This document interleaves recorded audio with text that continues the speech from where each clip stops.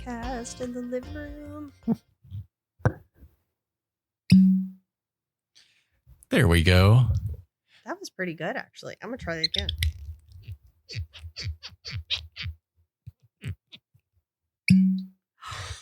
Isn't that amazing? It's amazing. It's a beautiful sound. That's the sound of bourbon in Kentucky, y'all. And with that, we'll open up episode 4 of So Where To Next? A bourbon podcast. No, it's a travel podcast. Yeah. But today is featuring bourbon. It's a bourbon podcast. It's a bourbon podcast. With Corie and Clinton. Whoop, whoop. We may have already had a bourbon or two before pushing record on today's podcast. Yeah, it's a travel podcast about bourbon and Kentucky today. Mixing all of our favorite things. So yes. As you may know, you've probably figured out by now that we are indeed bourbon people, and we live in Kentucky, which, aside from horses, is a bourbon state. Not all bourbon is made in Kentucky, but all the best bourbon is made in Kentucky, and I'll fight anybody about that. Yep. And today we want to talk about the core of the bourbon industry in Kentucky, and that centers around Bardstown, and the self-proclaimed bourbon capital of the world. And like many states that have, are they self-proclaimed or like actually proclaimed? Because I feel like, they probably, I'm probably going to make the warranted. proclamation like right now. I'm going to make it. Bardstown, you are the bourbon capital of the world. Yeah. So, like every state that has their thing, they have their trail that you can go around and visit, and make a weekend, a long weekend, a full vacation around whatever your interest is. And of course, Kentucky's no different. We've got the Bourbon Trail. We have the Craft Bourbon Trail. We have the Micro Distillery Bourbon Trail. I mean, it's really impressive. We even have a beer cheese trail here. Did you know that? We do. We'll get to that soon. I think that's worth exploring. And of course, like we said, at the center of Kentucky's Bourbon Trail is Bardstown, Kentucky, which has probably one of the highest concentrations of really quality distilleries in a tiny area. I think Bardstown itself is 15, 20,000 people population max, but they have probably 7 of some of the best distilleries around. And in no particular order, we've got the Willett Distilling Company, Heaven Hill, which has Elijah Craig, Evan Williams, Larceny, Old Fitzgerald, and of course the Heaven Hill family of bottled and bond and whiskeys. We got the Barton 1792, which is a house favorite, Bardstown Bourbon Company, which is also a house favorite, and pretty much everything they do is amazing. Lux Row is just across the parkway from Bardstown Bourbon and super cool. Preservation Distillery is pretty cool. And then if you widen your radius a little bit from Bardstown, you've got Maker's Mark, Jim Beam, and Log Still are also within really quick driving range from Bardstown. So like talk about super happy people like in Bardstown and Nelson County, like it's there. Yes, it's a really neat, quaint little town that has a cute little downtown, has lots of really great restaurants. And over the years, they've actually expanded to even more really great restaurants. And I of course, my exposure to bourbon really came with my exposure to Clinton, because I never drank bourbon before I met you. I was more of a like vodka gin kind of gal.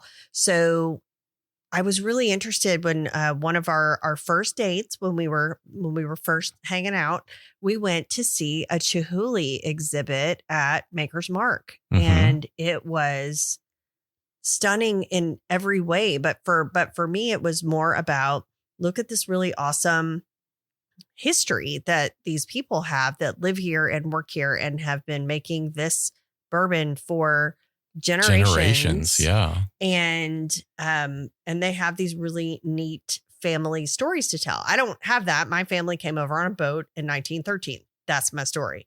But I find Kentucky really fascinating because so many people have this really cool story of my parents, my grandparents, my great grandparents. We all did this one thing and this one area, and this was our farm, or this was our land, or we worked for this place. And so I was really hooked the first time that I saw a distillery, and there's really no place better to start than at a place like Maker's Mark, for example, or Woodford, where you have like this really long, beautiful history. And there are places, you can come to Kentucky and you can do any part of the Bourbon Trail, or you can do the whole formal Bourbon Trail. And of course, is now the Bourbon Trail itself is actually larger now.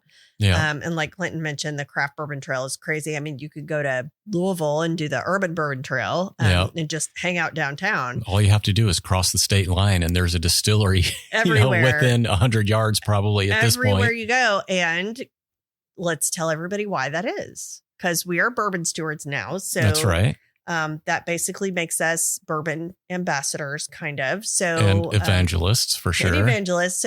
So we're qualified to tell you sort of the quick and dirty history of bourbon. The reason that Kentucky is renowned for its bourbon is because of what, Clinton? I'm going to quiz you. You're going to quiz me because of our water and our limestone filtering that occurs naturally pretty much all throughout the state. And it filters out all the iron and all the metal taste and gives you a really solid, not bland, but like taste and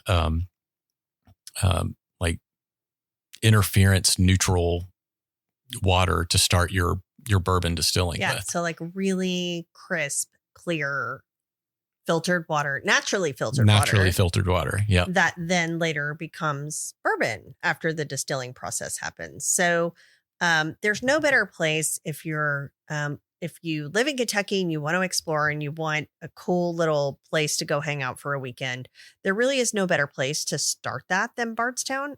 There's so many opportunities to go and do and see. But really, I mean, I think it's one of the coolest places to go. We were actually able at one point to go to the Bourbon Festival that happens in September every year. And we learned really quickly that, you can't do that in a day if you expect to be able to drive home sober. So there's just like, you walk in, they give you this tiny little Glencairn glass and they're like, have fun, have a good day. And you're like, yep.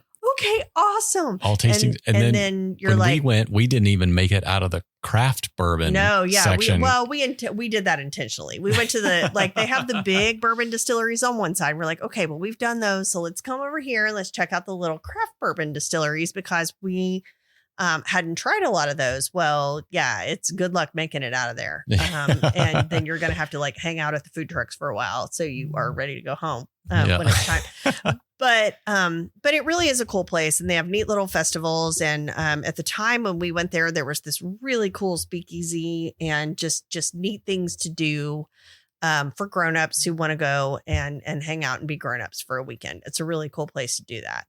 So our topic this week is Bardstown, Kentucky. So whether you live in Kentucky, because of course we're here, so we know a lot of our listeners are people that we know or are people that are local, or if you don't live in Kentucky and you're interested in trying something new, even if you're not a fan of the brown water, maybe you might be interested in learning about it because even if you're a history aficionado, this is definitely a really cool thing for you because it's very fascinating. It really does tell a big part of the American story, I think.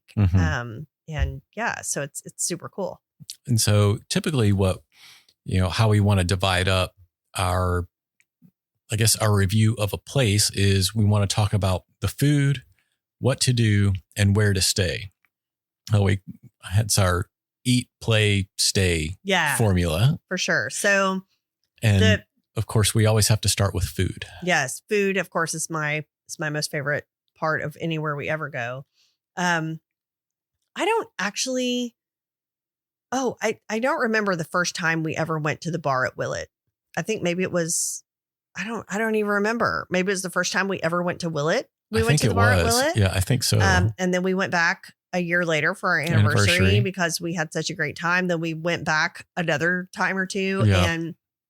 And the bar at Willett is probably our favorite place in that area, but it's by no means the only place in that area because we've been to a lot of great places in that area. But it's definitely a place to make a reservation if you can in advance. And they do tapas and cocktails right there at the distillery. The view is beautiful. And the food is just amazing. It is. It's great. It's just, a place that you can try small plates of things to share, which is fun and in a creative way to do that. I mean, we had a great time there, and it's a really cool vibe, a really beautiful place.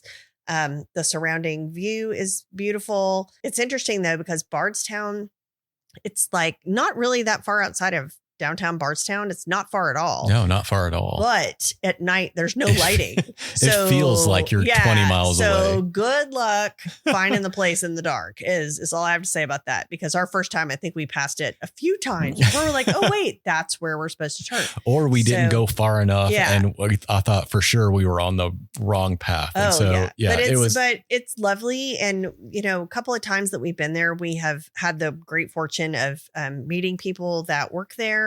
And, just talking to them and learning about the place. And it's really, that's the neat thing about this industry is that you have people who are literally rock stars in their industry, but they're just also normal people who are just kind of hanging out when you're there for dinner or visiting the distillery or whatever. And they're just around. So Willett is a really neat and laid back place to go have a cocktail, hang out, enjoy the beautiful sunset. If you are lucky enough to get one, hang out with the cats that live there. They've got these great barn cats, and a really just a neat vibe, laid back place to hang out. There are lots and lots and lots of other places. Yeah. So, and then we mentioned Bardstown Bourbon Company, which is right off the Parkway going through Bardstown. Their kitchen is it's great. Either tied for first or a very, very close second to our favorite. It's great. We've taken our kids there. So, I mean, and our kids are teenagers, but we've taken teenagers there with us. And I mean, they have great fried chicken. Yeah, it's a your cool classic place. American food that's just done really, really well. Yeah. And you see a lot of people in there, with families, whole families in there, for, from the area or people traveling in or whatever, enjoying that vibe. And it's also very, very modern.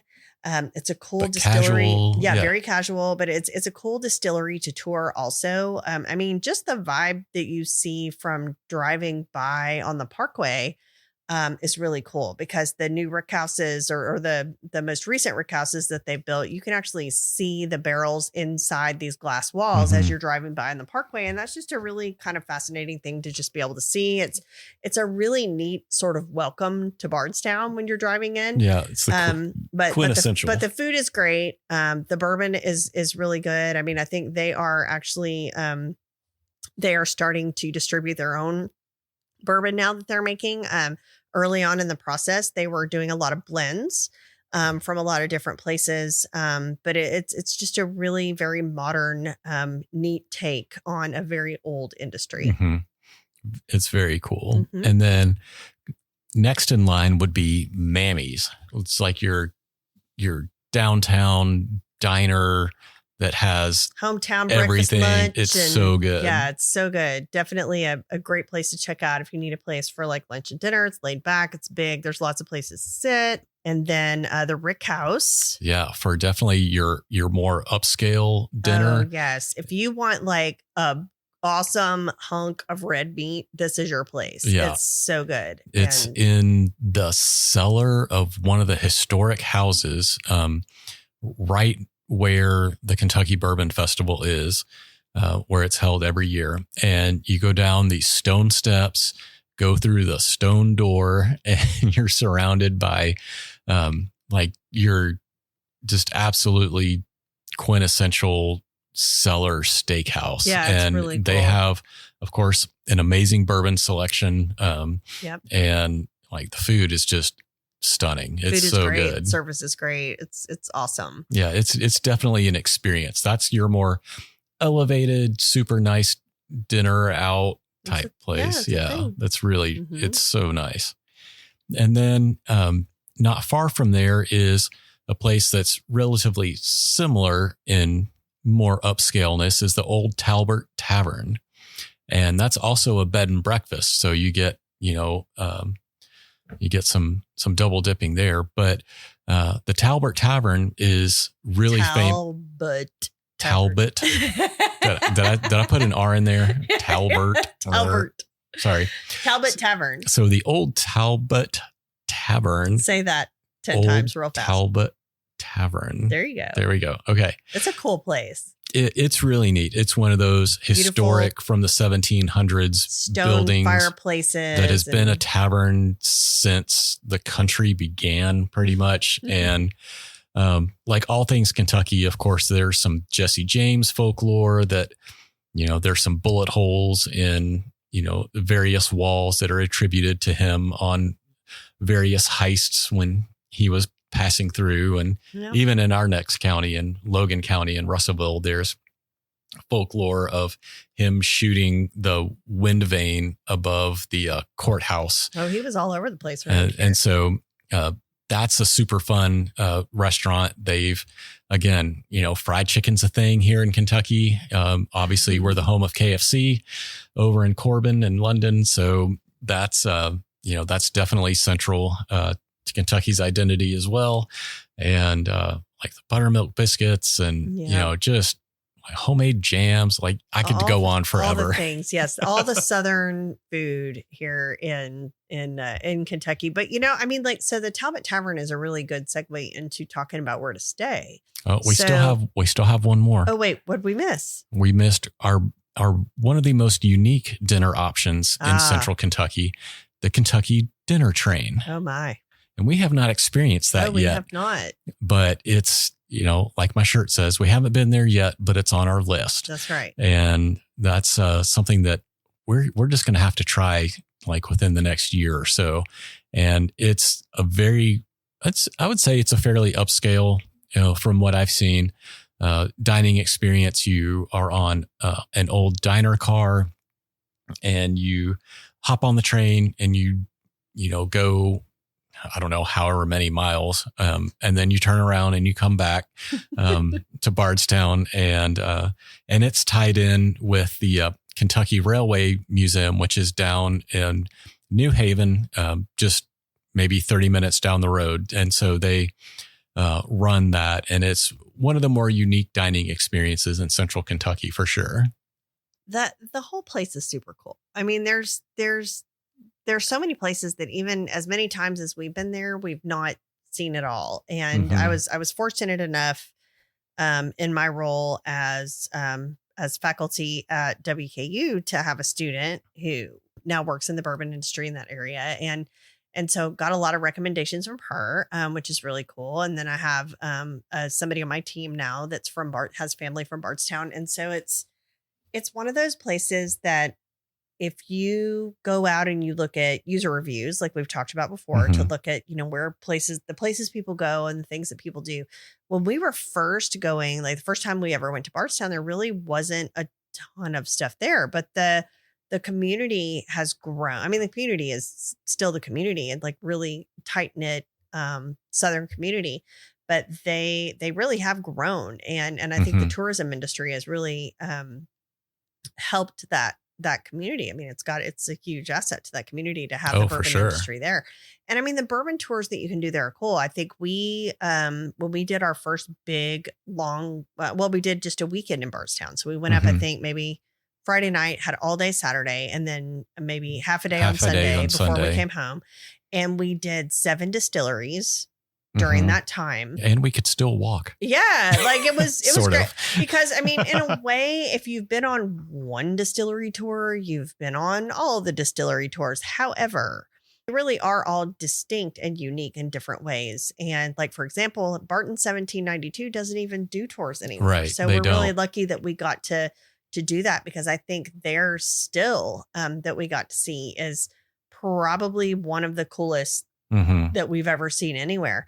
But a few years ago, they decided to stop holding tours. And I mean, so that was, I'm really glad that we got to experience that. And then there have been other places that we've been that were like, okay, what's happening here? But they're all family run businesses. And, some of them are more extravagant than others. Like the Heaven Hill experience that you have now is so much more of a museum experience than just simply a distillery tour experience. And they were actually building that the first time that we went to Bardstown and toured Bardstown. So, I mean, I think your distillery tours are really cool. And then, of course, you exit through the gift shop like you do everywhere. So you need to come prepared to spend some money because you're not going to want to leave without, bottles of bourbon. And a lot of distilleries have distillery specials, yes. that like a certain bottle or a certain blend that you can only get at the distillery. Yeah. And I think we've encountered that pretty much everywhere we've been. Mm-hmm. Like there's a special bottle that you can only get at the distillery, and it's always worth getting. Yeah. I mean, once upon a time, we even specifically went to a couple of places just to get the special bottles so that I could donate the bottles to some bourbon raffles, because like, you can't get that here. And really wherever people live across the country, there are bourbons across this country that you can get, but we cannot. Right. So even if you go to the distillery itself, you still can't get a bottle of Blanton's, which is why it's so high in demand, because you can't get it anywhere. Unless it just happens to be a day that it's allocated and they have it out. Yeah. So, I mean, it's a very interesting industry that is beloved in our state, but Bardstown in particular is a really fascinating place. I mean, the food is great. The places to stay are great. And one of the places we stayed was actually an old jail. Yeah. And that was a little creepy staying there. I mean, it's lovely. And the brunch was lovely the day that we stayed there with like a really cool bed and breakfast. So it's called the Jailers Inn. The Jailers Inn Bed and Breakfast. And the folks who run it are just really sweet, lovely people. And they have made this really little unique. Well, I don't say little. It's actually it's a big place. It's pretty big. Yeah. But they will take you. So you go to have your breakfast, the breakfast part of your bed and breakfast, and you go to have your breakfast, and then they would take you on a little tour of what used to be the jail in Bardstown. And for like 100 years. Yeah. And you stand behind the bars and stuff. It's crazy. So, but it's just like a kitschy, fun kind of place to stay if you're lucky enough to be able to get a room there. I mean, sometimes you have to book in advance depending on when you're going, but it's just a really cool place. But Bardstown in particular is full of really unique places to stay. And we can't, and I know we'll talk about my old Kentucky home, but I mean, they have a campground there if that's your thing. Yeah. And then they have several other places to stay. And so, of course, the old Talbot Inn again is the tavern and the inn. So it's very similar, your traditional Southern bed and breakfast. And there are several of those in the Bardstown area, just the neat small boutique B&Bs. There's the Bourbon Manor bed and breakfast. The Bourbon Ball Inn is really cool. And then also something new that's come up in the last couple of years is that several of the distilleries are looking at having accommodation on their properties. So think a small like Airbnb type, like room or two, room and a half or something like that, or a small cabin that you could actually stay on the distillery property and get maybe a special evening tour or a special dinner or something, depending on what level you select for your accommodation. But I know that Log Still was talking about that when we were there. Log Still already had it. So they have really cool, like big bed and breakfast that you could stay in, like a really beautiful facility that you can stay in there. And then they also have cabins sort of Yeah. on the And property then that you can Willet stay in as well. was batting around the idea. I don't know if they've actually I don't know if they ever built did theirs it yet, but they were talking about it. But that just seems to be like a super cool, all-inclusive idea. Yeah, to like immerse eat, yourself stay, in you know, the on the landscape. distillery. And yeah, that would be like super, super cool. I Yeah, can't it would wait. be. I I would can't love wait to to do that. Uh-huh. I can't wait to do that. And then, of course, they have your traditional chain hotels and motels and tons of Airbnbs and VRBOs in the area. So, Yeah, they do. But it's if you're trying to come during a time like Bourbon Fest, though, good luck. Yeah, it's busy. No, I mean, well, when we went to Bourbon Fest, I want to say it was like the first year they brought Bourbon Fest back after COVID. I think so. Yeah. And since then, I mean, it really is. I mean, people travel from all over the world to go to Bourbon Fest in Bardstown. So, I mean, the place is packed. It's like, I don't know. It's like the Bonnaroo of bourbon. It's ridiculous.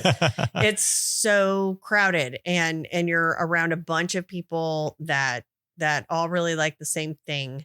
And it's super fun and it's really cool. And like we got to meet one of the owners of Jeff the Creed when we were there, which was really cool because we hung out in the craft bourbon side. But we got to talk to her and learn all about their process and their corn. And I'm really fascinated because it's a woman-owned distillery. And so I think that's really neat because my Bourbon Women group is all about that.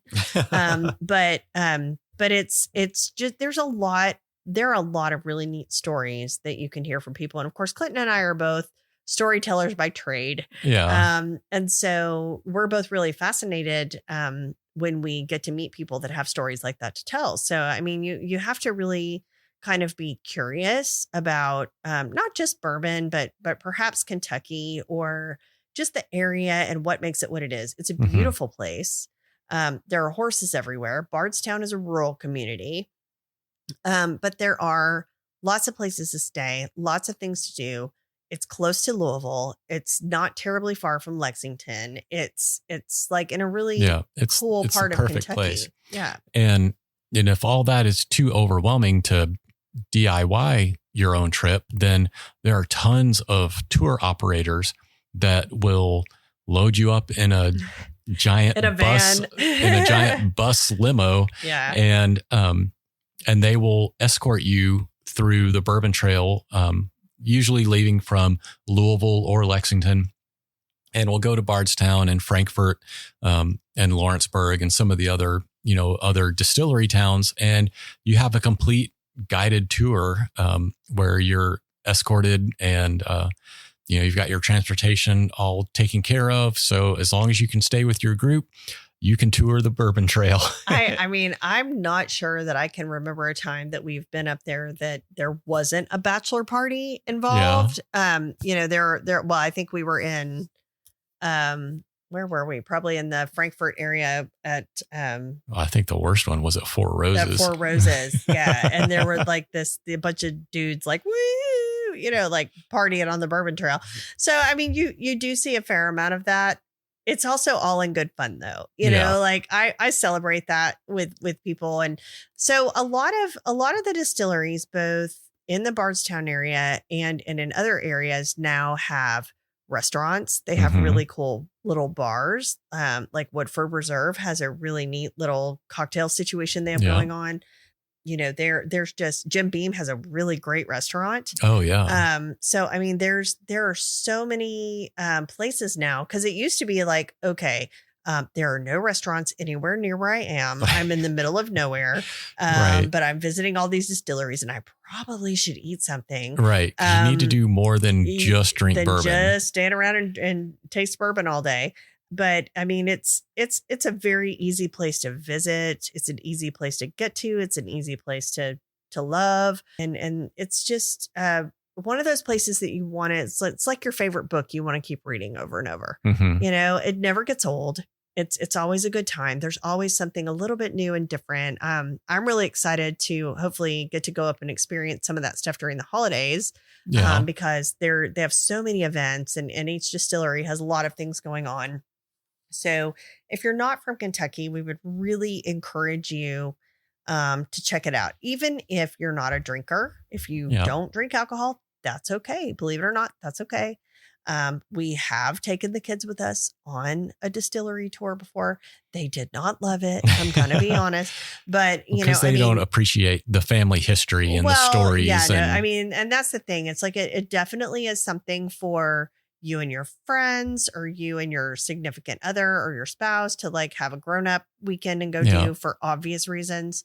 But if you do have your family with you, it's not undoable, because there's also lots of other stuff to do in the area. And most notably, right in Bardstown is the My Old Kentucky Home. Yeah. The Stephen Foster story. That is, another quintessential historic Kentucky figure in the history of Kentucky. And the song My Old Kentucky Home, our state song, is written about that. And so that's, a fantastic state park. They have the actual Stephen Foster home. They do reenactments. Everybody's in costume and in character, and there's a musical, and it's a thing. It's a great slice of Kentucky history. And then for the outdoor folks like me, just up the road is Bernheim Forest, pretty much right across the street from the Jim Beam Distillery. And that is, a couple 100 acres of protected forest that has some great trails, some classic Kentucky hardwood forest. They have the troll artist. I forget the artist's name, but they make the giant wooden trolls that circle the lake on some of the trails there. And that's just a really super cool diversion, especially if you have kids. You can climb all over these giant wooden trolls on the playgrounds and everything. So that's super fun. Found it. Danish artist Thomas Dambo. That's it. And so he has these troll installations all over the world, and we're lucky to have one at Bernheim, just off of I-65. And then if you're a military buff, of course, we have Fort Knox not far away. You can't get into the Treasury vaults, but you can go to the Patton Museum. As far as I know, I believe the base is still open for visitors, at least to the Patton Museum. And that's a fantastic history of General Patton. And then, of course, we're in the South, and so we have antique shops on every corner, not only in Bardstown, but in all of Kentucky. Yes, we're just one big antique shop here. Yes, so you can get your shop on. So many tea towels with Southern phrases on them. Yes. Yeah. Lots of things that say y'all, which we love. And you're sweet as pie. Oh, you're sweet as pie, honey pie, sweetie. And then we briefly mentioned the Kentucky Railway Museum, and that's in New Haven on the same stretch of Parkway that Bardstown is on. And so that's a great diversion. Again, if you have kids, especially, I think they had a Thomas the Train thing at some point eons ago. If Thomas is still relevant, I'm probably dating myself on that. I honestly don't know. I mean, our kids are older now, so I don't know.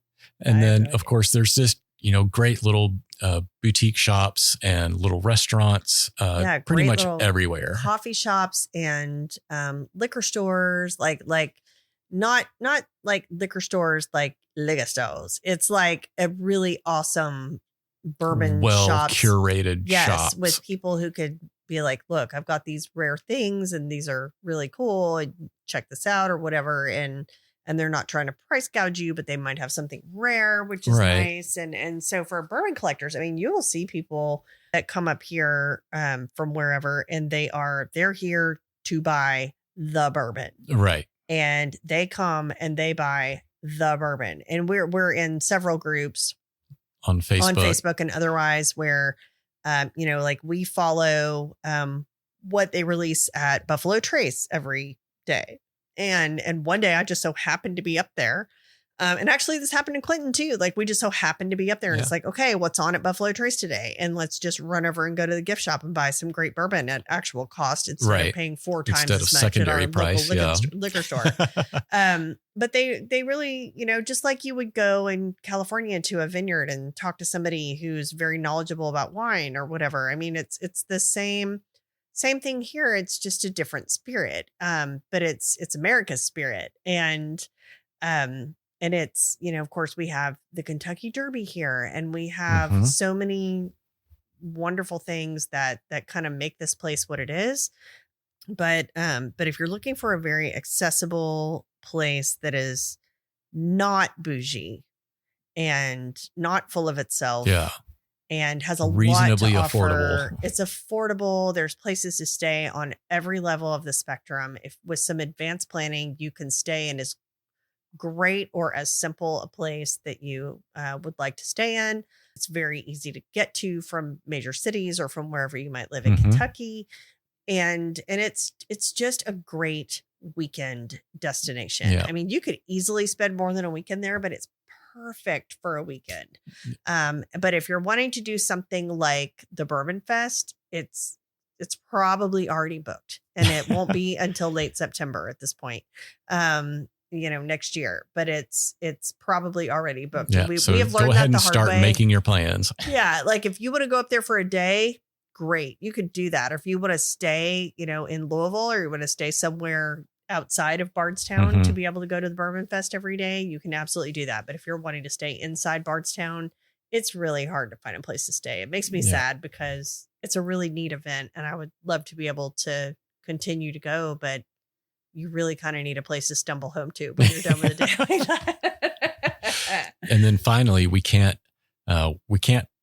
finish without mentioning the true crime fans. Yes. And Bardstown is pretty notorious. I wouldn't say notorious. It's well known. It is well known for multiple, a couple of neat true crime events. And Bardstown has its own podcast, which I think they're still producing from WHAS in Louisville. There have been some recent updates in the original the Bardstown story of there's some updates. I'm not going to give any of it away. Yeah, we don't want to spoil it because it's a great podcast. We listen to it and it's fun to go down the highway and see roads that are talked about in various podcasts and true crime books. And it's like, oh, that's Younger's Creek. And there's more than one. I mean, there were crimes that happened there in the 70s that have, we have books that are written about. I was fortunate enough to be in a book club at WKU that read a lot of the Kentucky and local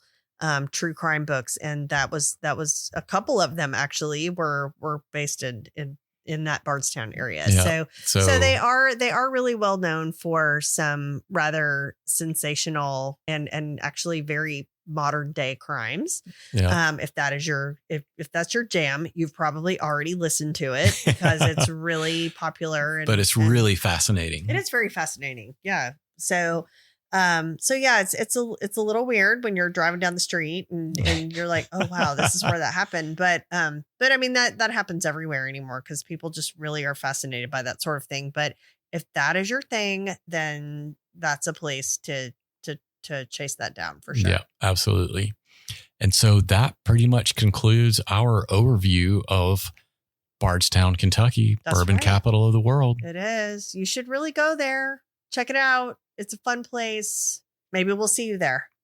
That's right. And I would say check our Instagram in a couple of days and we'll post some of our favorite pictures and places that we have been in the Bardstown area and give you some tips and some additional pointers on where to go and what things look like. And yeah, you won't be disappointed. It's fantastic. Not at all. Not at all. And so we are so where to next _podcast on Facebook and Instagram. So you can see our travels and our fun times there.